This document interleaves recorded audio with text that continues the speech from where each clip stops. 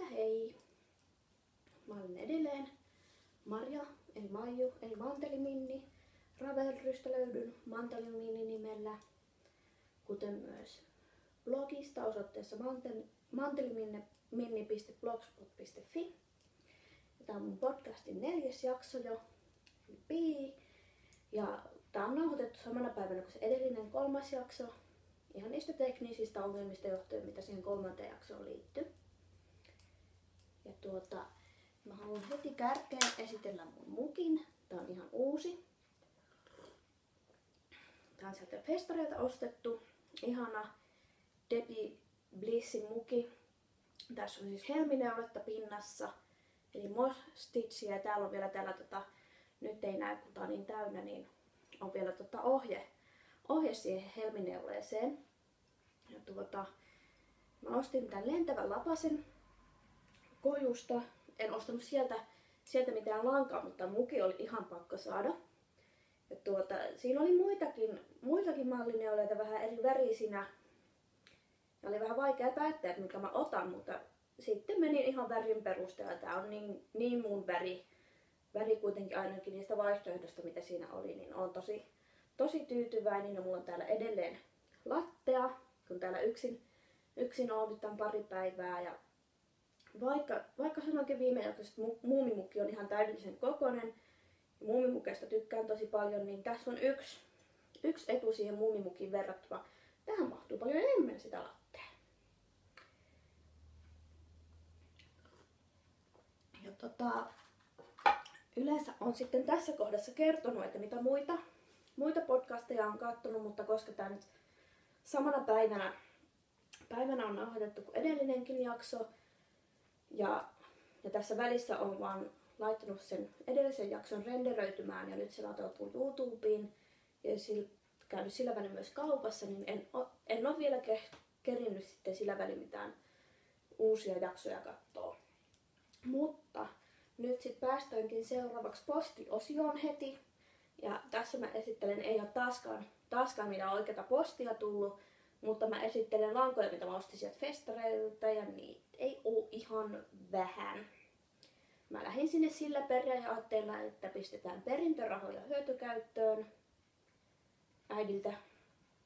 Äidiltä perimiäni rahoja, niitä ei niitä hirveästi ollut, mutta että jotakin hyödyllistä, ja äidin muistolle näin mä perustelin, ja varsinkin kun siellä oli monta semmoista, tai oikeastaan kaikki lankamyyjät, eli semmoisia, joiden lankoja mulla ei entuudestaan ollut, niin ajattelin, että nyt on siihen hyvä tilaisuus kerralla sit tutustua useampaankin eri merkkiin. Ja ekana päivänä eli lauantaina, se oli eka päivä kun siellä oli myyjiä, niin mä ensimmäiseksi päädyin Ilun, eli Handun lankojen kimppuun, ja tietysti heti ekana sieltä iski tämmöiset ihanat merino-sukkalangat. Tässä on 75 merinoa ja 25 polyamidia.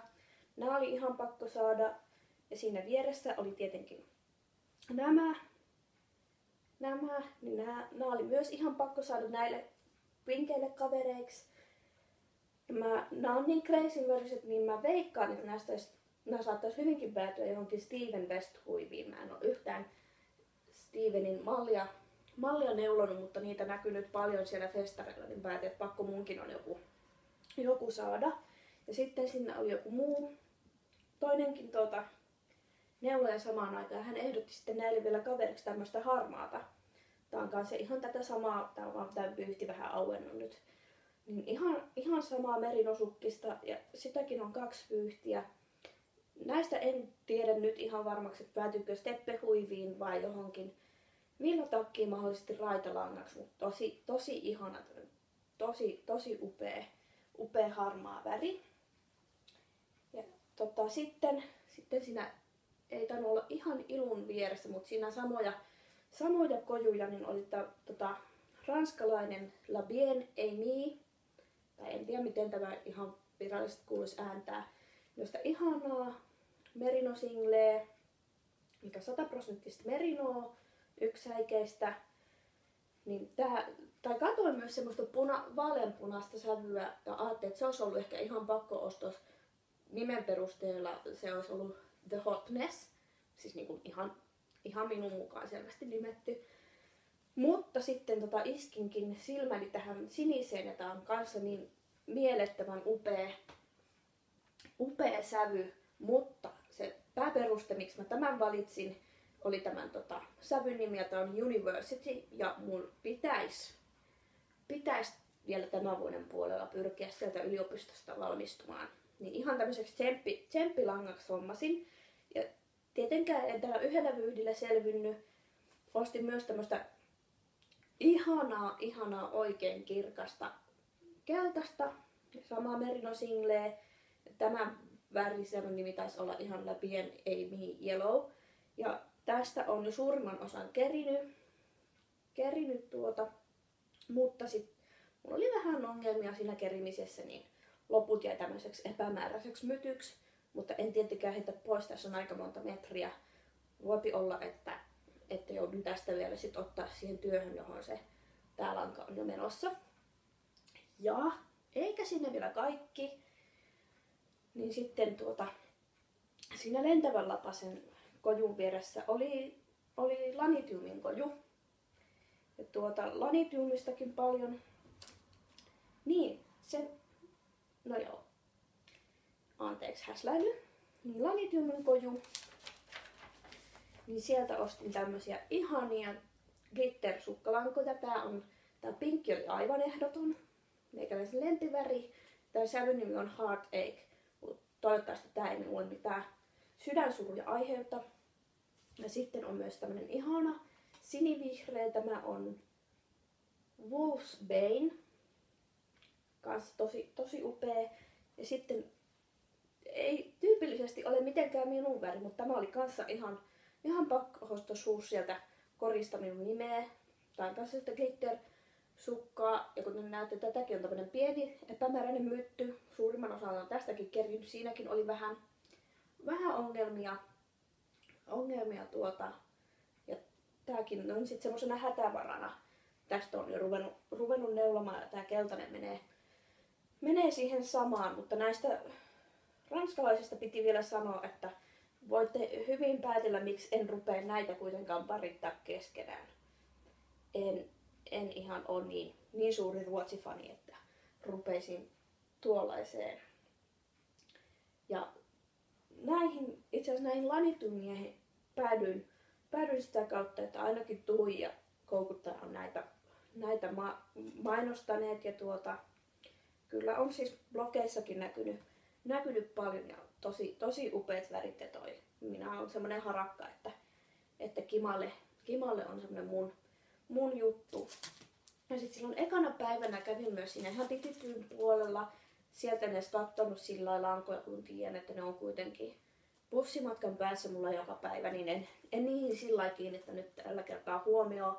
Mutta mä kävin sitten taas puikko-ostoksilla, ostin Tsingin sukiksi ja ostin kolme pakettia näitä 15 senttisiä. Ostin nämä 2 millin puikot, sitten oli 2 puolaset ja 2,75. Ja ne muut puikot on päässyt jo käyttöön. Ja sitten ostin 80 senttiset 3 milliset pyörät.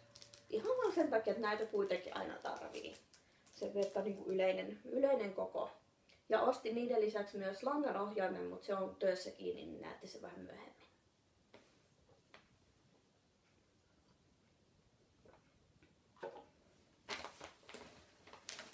Ja toisena päivänä, eli sunnuntaina, jatkoin kotimaisten lankojen parissa. Ja seuraavasta ostoksesta mä syytän kyllä hyvin pitkälti koukuttajaa, eli Marika, jos katsot tätä, niin ihan sinun podcastisi perusteella menin sitten itse asiassa lauantaina kävin, mutta sitten sunnuntaina vasta ostin, niin Puffalan sukkapuffaa vielä säihkyä ja tämmöistä oranssia, joka yleensä ei ole kauheasti ollut mun väri. Että joskus ala-asteen 1-2 luokalla niin käytin jossain vaiheessa melkein pelkästään oranssia vaatteita, mutta pitkään aikaan en ole oranssia käyttänyt.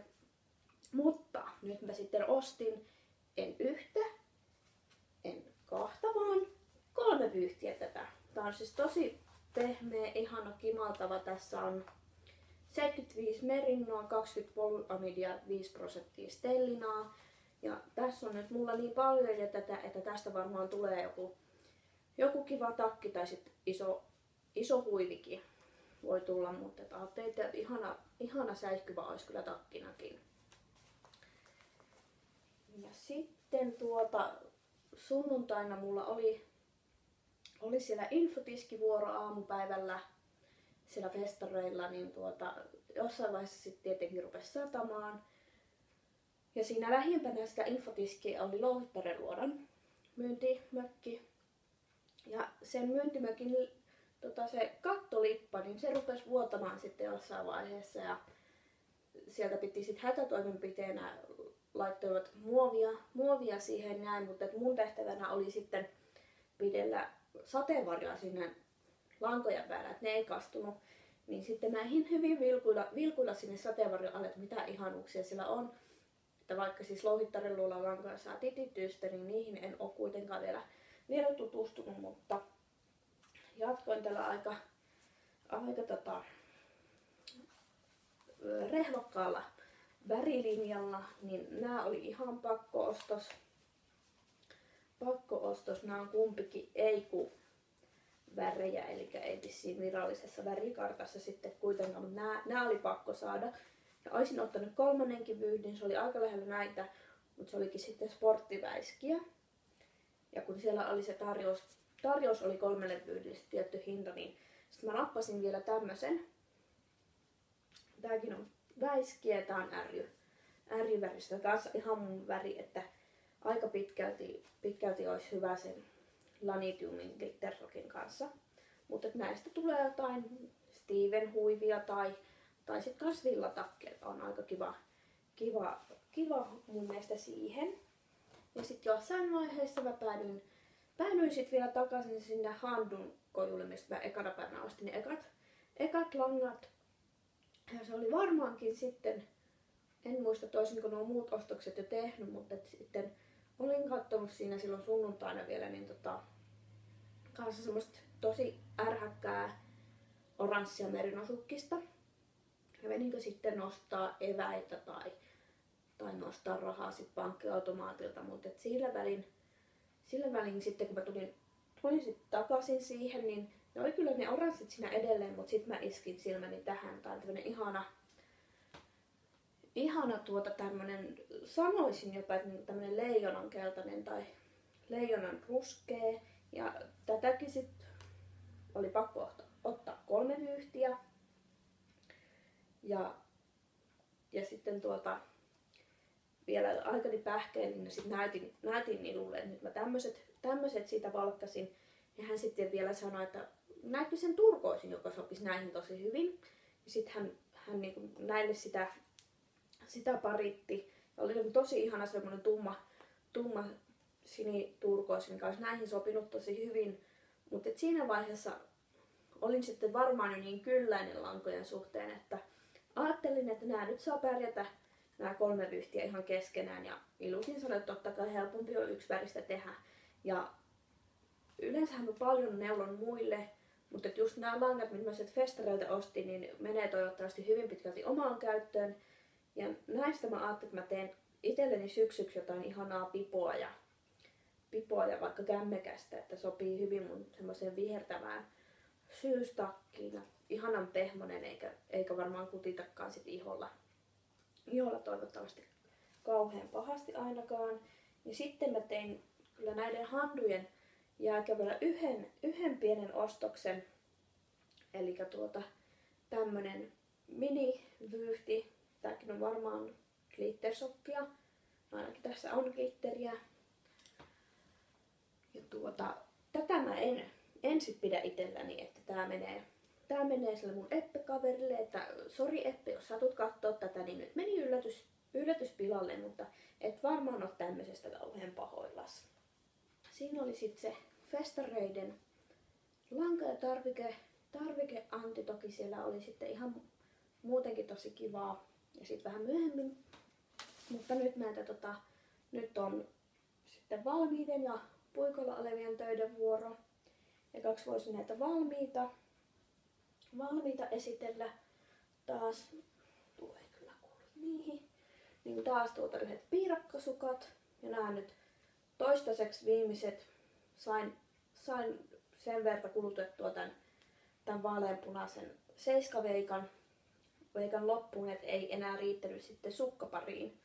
Mutta sitten tein tää tuli ihan yhdessä päivässä valmiiksi tämmönen lököttävä virkattu pipo, ja tätä esittelee mun rakas ystäväni neiti Pääkkönen.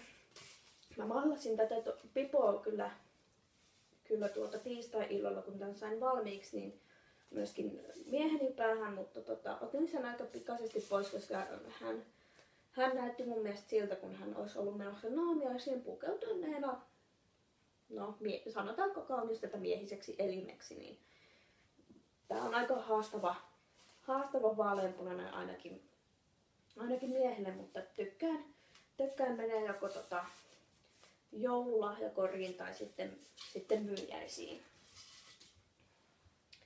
Ja sitten kyjyaloituksiakin on valmiina. No ei ole sen jälkeen, kun viime jakson nauhoitin, niin tullut uusia, mutta sinne en ihan kaikkia sitten vielä kertonut. Viimeisimpinä on ja ihkuimpina, niin tässä on nyt mun Still Light tämmöisessä vaiheessa tällä hetkellä. Tää on jo taskulevennyksiäkin ruvennut tekemään. Viime viikolla tän aloitin joskus alkuviikosta ja suurimmaksi osaksi neuloin tähän vaiheeseen niin festarien aikana. Että tätä neuloin siinä, olin infopisteellä pari tuntia, niin hyvin eteni, vaikka välillä satokin, niin se ei haitannut. Ja mä ajattelin, että jos mä olisin oikein ahkera, niin saisinkohan mä tämänkin tämän kuun loppuun mennessä valmiiksi, että ehtisin siihen koukuttajan kaliin tämänkin, koska tääkin on vaaleanpunainen, mun lempiväriä. Ja sitten löydän oikein pussukan, se on tämä. Niin tässä on nyt se, mihin mä tätä Lanitymin glitteriä ja sitten tätä ranskalaisten keltaista, niin tästä tulee on tulossa hyvinkin pitkälti jo toi Veera Välimäen Hazy Waves, eli NS Festari Huivisen sai sen ohjeen ilmaiseksi koodilla, joka oli festareiden ohjelmalehtisessä. Ja mä aluksi meinasin tehdä tämän siitä sinivihreästä glitteristä ja sitten siitä sinisestä Merino-singlestä, mutta kun mä kysyin mieheltä, näytin vaihtoehtona oli joko nämä tai sitten ne toiset, niin hän sanoi, että tämä. Ja mun mielestä tästä tulee kanssa tosi kiva semmonen ihana syyshuivi, ja tää on niin lähellä tätä handun sukkista tämä, että sit sopii mahdollisen pipon ja käsineiden kanssa tosi hyvin. Mä oon tykännyt tätä neuloa, mutta välillä käy vähän puuduttavaksi, niin tää on nyt vähän tauolla. Mutta ensimmäinen Veeran huiviohje, jota on tekemässä, niin mutta luulenpa, että kun se on valmiiksi, niin tuskin jää viimeiseksikään. Saatu jopa tuon saman tehdä uudestaan. Ja tosiaan toinen noista äsken esitellyistä, niin sitä neuloin festareiden aikana, ja toinen sitten taas on festareilta ostetusta langosta. Ja sitten seuraavaksi, kunhan taas löydän, niin se, mitä varten varsinaisesti ostin sen langanohjaimen. Ja se itse asiassa näkyy täällä tosi näppärä tämmönen sormeen pujotettava juttu. Niin ja täältä on karannut silmukoita, ihanaa, tosi ihanaa varsinkin kirjaneuleessa. Ja täällä on myöskin yhdet Titityistä ostetut sukkikset. Niin tässä on nyt tulossa niistä tuurista ostetuista pikkusiskolangoista niin Tiikun Valtiatar-sukat. Ja tosiaan edellisessä jaksossa jo mainitsin, niin kirjoneule on mulle todella semmonen tuntematon maaperä. En ole sitä kauheasti. Joskus tein serkun pojalle semmoisen Jussi-paidan, mihin tuli ne salmiakkirruudut niin kirjoneuleena, mutta se vieläpä oli edestakas neuletta, niin sekään ei silloin sitten niin kuin jättänyt kauhean hyviä kokemuksia. Ja mä näitäkin sukkia aloitin ja totesin, että no joo, meneehän ne vähän hankalaa. Mutta sitten mä ajattelin, että kun kerta festarit on, niin voisin siihen varustepuolenkin panostaa ja ostin sitten ohjaimen. Ja siis, no vieläkään en tiedä miten hyvin nämä sukat onnistuu, mutta siis ihan ruusulla tanssimista verrattuna niin kuin ilman sitä ohjainta neulomiseen. Et ei tarvi juuri noista langan juoksustakaan huolehtia, nekin tulee periaatteessa kuin itsestään.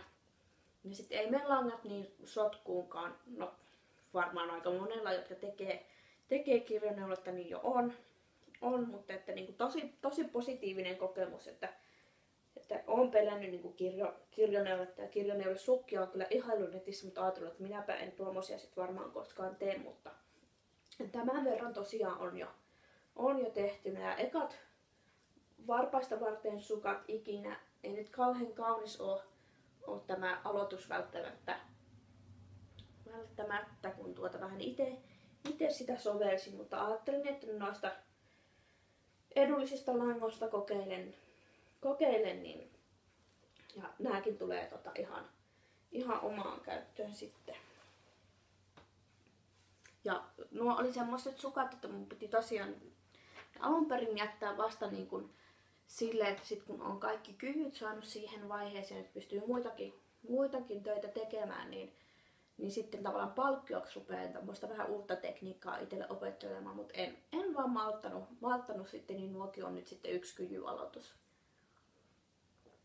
Ja tosiaan aion pitää itse, mutta olisi se kiva joskus jolle tärkeälle ystävälle tai sukulaisellekin tehdä sitten ihan kirjoneuleiset sukat. Ja taas vähän aarteen etsintää, mutta löytyi oikea pussi nopeasti, niin täällä on tuosta puikko, meinaalta käydä sieltä. Niin tämmöset ihan löytyy Ullaneuleen sivuilta ohje nukkumajan ranteen lämmittimet. Vähän hankala saada, nämä niin suht tiukat, ettei sormusta kiinni, niin tämmöset ihanat. Tää on sitä lankavan lykkeä, monivärisenä pinkkinä. Ja vähän modasin sitä ohjetta sen verran, että en ihan ollut varma, että pitikö tehdä sileältä nurjaa vai sileältä oikeita tänne alkuun, niin tein nurjana, niin se ei sitten rulla ainakaan ulospäin. Ja varsi on vähän pidempi kuin ohjeessa ja sitten tää peukalokiilankin jälkeinen osa on vähän pidempi kuin ohjeessa. Ja puikot itse asiassa on 0,5 milliä pienemmät kuin mitä ohjeessa, kun ajattelin, että jos tulee kauhean suuret.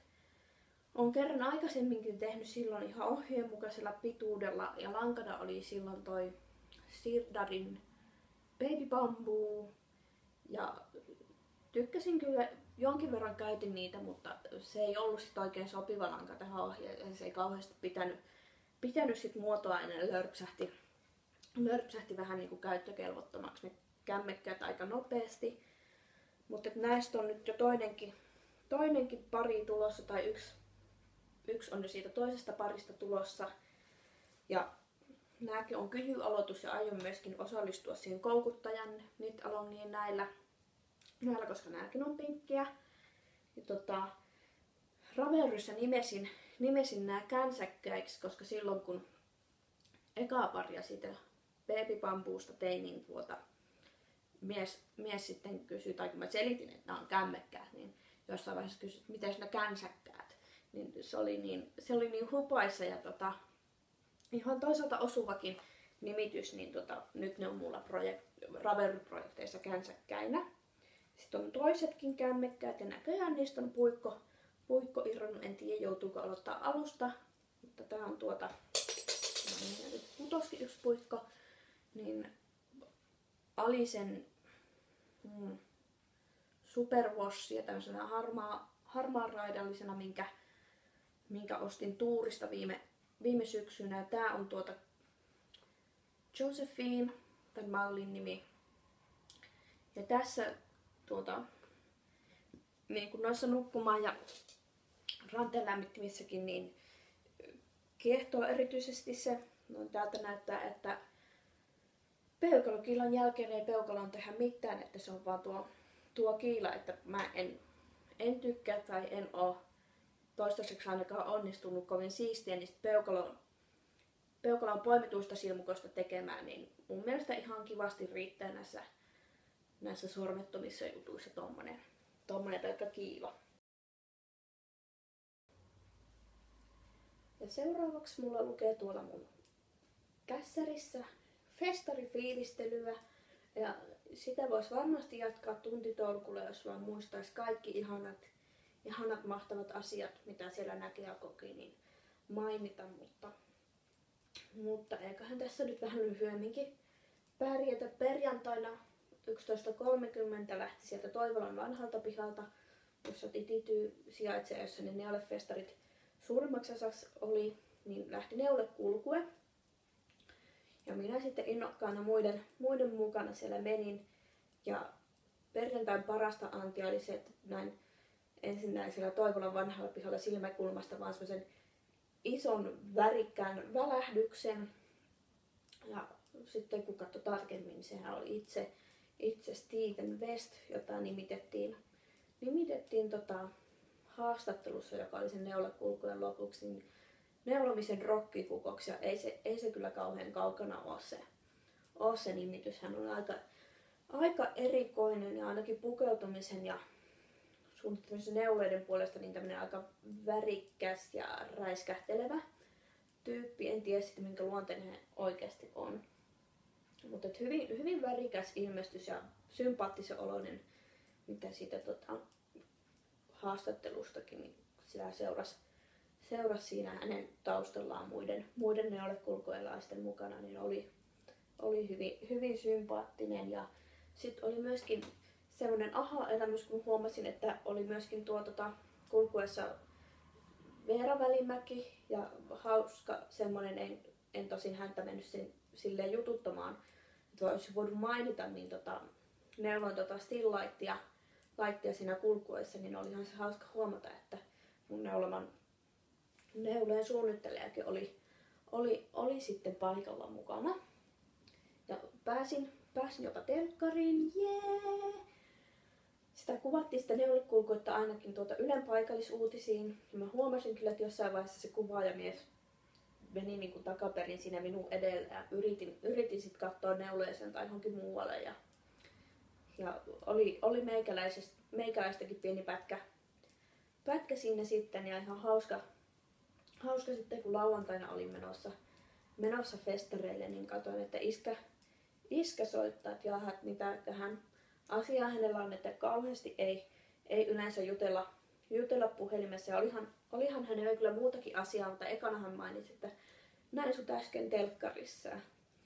Siinä sitten, tai hän oli vissiin, kun noita Keski-Suomen alueuutisia katsoi seuraavan uusintana, niin oli heti huomannut, että tulee Jyväskylästä neula-asiaan, niin sitten hän oli oikein tarkkaan katsonut, että näkyykö mua, ja oli bongannut. Myöskin sitten mun yksi hyvä kaveri laittoi itse asiassa just sen iskän puhelun jälkeen niin viestiä, että hei, että olitko eilen Jyväskylässä neulomassa, että näkyy uutisissa. Mä en ole tätäkään kaveria Karinia muutaman vuoteen nähnyt, että hyvin hän sitten kuitenkin bongasi ja toki tiesi, että Jyväskylässä asun ja tietää hyvinkin, että on innokas neuloja.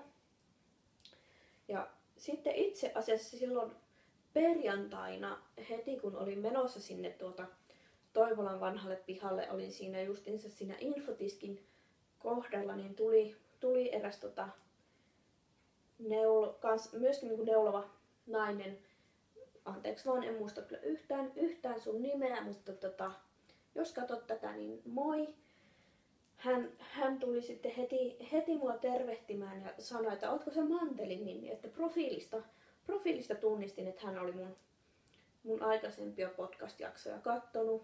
Ja mulla tuli siis ihan mahtava fiilis siitä, että jes, että kiva, että katsotaan ja kiva, että joku tunnistaa ja tuli tosi hyvä mieli siitä. Ja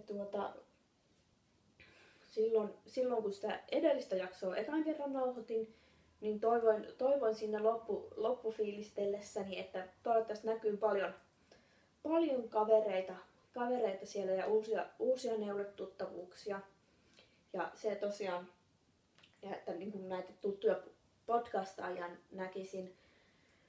näkisin sit livenä. Ja se onnistui tosi kivasti. Että olikohan se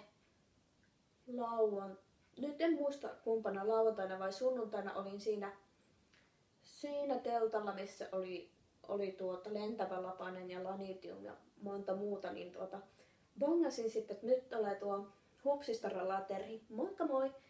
Sinnekin, niin Terhi tulee vastaan, en häntä ennestään tunne yhtään, mutta on blogia lukenut ja mä huomasin, että Terhikin katsoo mua vähän silleen oudosti. Ja mä ajattelin, että onkohan hän sitten katsonut mun podcastia. Hän tuli sitten tervehtimään ja kysymään, että onko Mantelimini, tuli taas niin kuin semmoinen, että voittaa fiilis.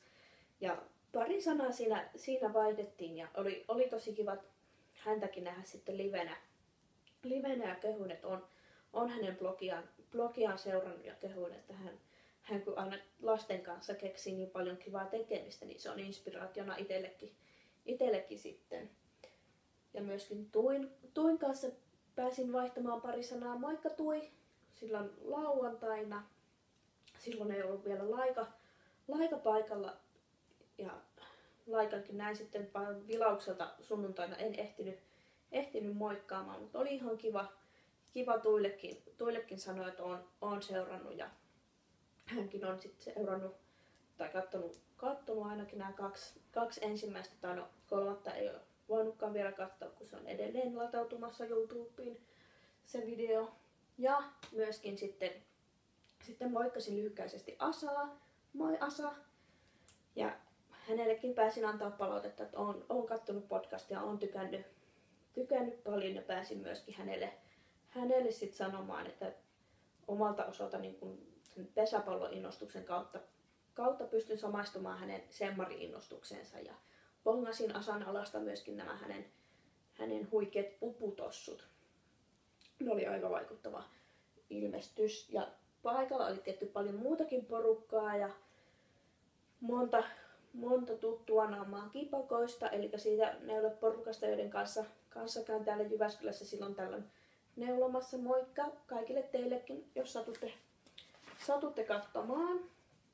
Ja sitten mähän olin festareilla myöskin vapaaehtoishommissa, että en ihan pelkästään hengaamassa. Että olin jo hyvissä ajoin ilmoittautunut vapaaehtoishommiin.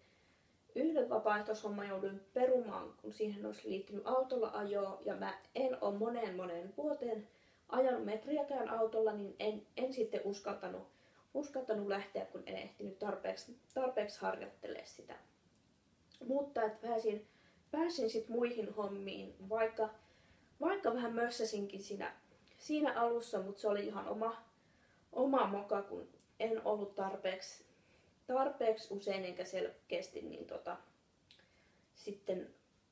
sitten seurannut noita sähköposteja, mitä niille vapaaehtoisille laitettiin, mutta että ehdin sitten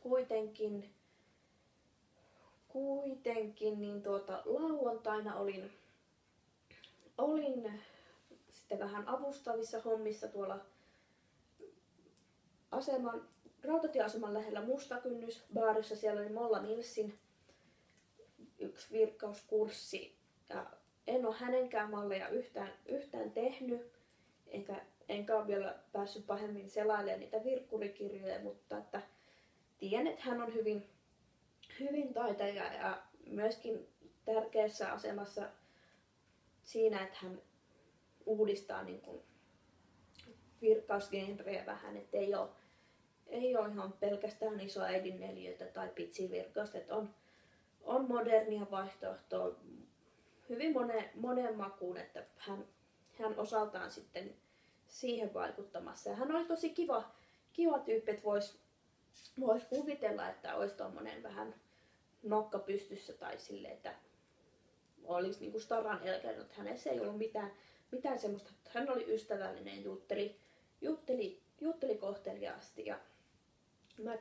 mä en sit itse, mulla ei ollut virkkuu kamoja mukana, kun en ollut niinku varsinaisesti siihen kurssille osallistumassa. Mulla oli sitten tuo Still Light, sitten siinä näpräsin ja toki vähän sivukorvalla tuli kuunneltua niitä kurssin ohjeita, mutta että en viitty sit kauheasti, kun en ollut varsinaisesti osallistujana kurssilla, mutta että päätin, että jos hän tulee vielä jossain vaiheessa Jyväskylään jotain kurssia vetämään, niin mä oon kyllä viivana paikalla siellä, että sais vähän uusia vaikutteita tuohon virkkauspuoleenkin, että vaikka onkin nyt keväällä niin tutustunut tuohon vähän niin kuin kirkon virkkaukseen, niin eihän sitä kuitenkaan itseänsä voi asiantuntijaksi siinäkään sanoa ja saa sitten fressiä näkökulmaa siihenkin hommaan. Ja sitten sunnuntaina pääsin infotiskille, että lauantaina missasin oman vuoroni, kun en ollut lukenut tarpeeksi usein niitä sähköposteja. Ja sitten siinä infotiskillä olin pari tuntia aamupäivästä ja sato aina välillä, mutta ei haitannut. Mulla oli mun kappa mukana. Se oli hyvä vetää tähän hartioille, se lämmitti just sopivasti. Ei nyt ihan kauhean kylmäkään onneksi ollut. Toki siinä oli se, että sitten sunnuntaina ei ihan hirveästi ollut enää semmoista uutta porukkaa, joka olisi sitten varsinaisesti infoa tarvinnut, mutta että kyllähän sitä porukkaa kävi sitä ohjelmalehtistä noutamassa ja oli kyllä ihan kiva ja positiivinen kokemus niin kuin työkokemuksena. Tunsin itteni siinä vähän sitten tärkeäksi, että sain olla auttamassa.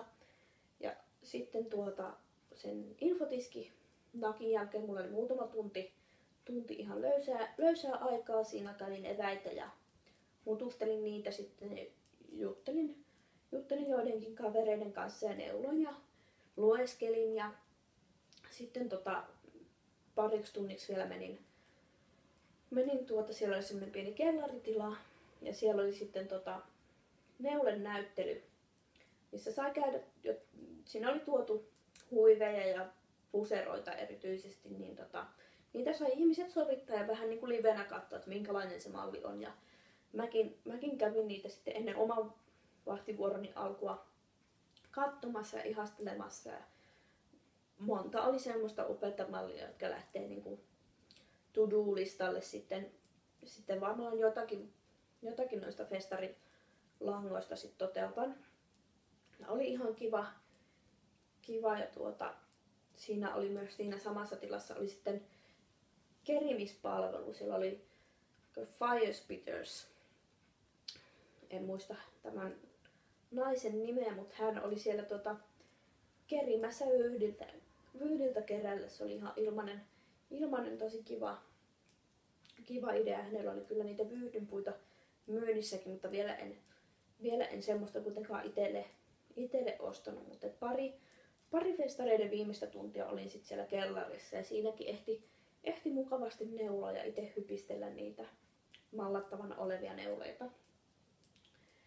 Ja festareilla oli tosi kivaa ja tuossa vapaaehtoispuussista oli niinku tosi mukavaa ja innostavaa olla ja tunsin itteni tärkeäksi ja sain olla niinku mukana siinä festareiden toteuttajaporukassa vähän niin kuin sillä jes, olen jossain uudessa ja mielenkiintoisessa mukana, että nämähän oli tosiaan Suomen ensimmäiset neulefestarit. Ulkomailla vissiin on jonkin verran ollut, mutta todella kiva, että tämmönen rantautuu sit Suomeenkin ja on niin kuin mahdollisuus nähdä uusia lankoja, uusia naamoja ja imevaikutteita ja päästä festareille tosiaan, kun ei musiikkifestareilla ole koskaan oikein käynyt, niin sitten neulefestarit on kuitenkin se mun ehkä vähän omampi juttu kuin musiikkifestarit. Ja tosiaan vaikka vapaaehtoishommissa oli, niin mun hommat oli semmosia, että sai neuloa samalla. Se oli jopa suotavaakin, että aika unelma hommaa oli. Ja ainoa mikä ei oikeastaan ollut kauhean kiva oli se sadesää. No siihen ei kauheasti pysty festarijärjestäjätkään vaikuttamaan, mutta mulla oli kuitenkin lokossa ja kotosa olo siinä infotiskillä, että siinä oli kyllä varjo suojaamassa, mutta että se oli periaatteessa vain sen pöydän päällä ja toki tärkeämpää, että jos siihen joku festarikävijä tulee, niin hän ei sitten totaalisesti kastunut, mutta että mulla oli tosi lokosat ja mukavat olot siinä kuitenkin. Ja ihan mielettömän kivaa oli kokonaisuudessaan ja tätä kautta en tiedä katsotteko, mutta ihan järjettömän iso kiitos Tiinalle ja sitten myöskin järjestelyssä tosi isossa osassa mukana olleelle Eveliinalle. Ja tiedän, että järjestelyt on varmasti vienyt ihan hirveästi aikaa ja voimavaroja, mutta ne festarit antoi niin paljon niin monelle neulojalle ja käsityöläiselle ja varmasti myyjillekin ja kurssinvetäjille niin paljon antoi, että todella hienoa työtä olette tehneet. Ja toivottavasti nämä festarit järjestetään joskus uudestaan ja toivottavasti mä silloinkin pääsisin osallistumaan ja vaikka nyt mihinkään kursseille osallistunutkaan, niin myös semmoisena tavallaan näyteikkunana toimi mullekin, että varmasti jos Tity jatkossa jotain kursseja järjestää, niin mä oon ihan viivana siellä kyllä sitten ilmoittautumassa.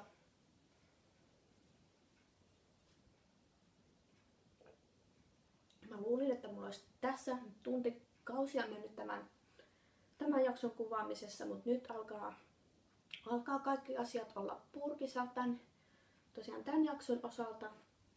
Vielä semmonen vinkki, minkä bongasin varmaankin jostain Facebook-ryhmästä. Nyt en yhtään muista kenen vinkki, mutta oma idea tää ei oo.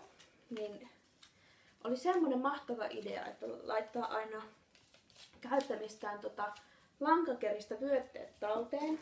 Mä käytän tämän ihanan mukini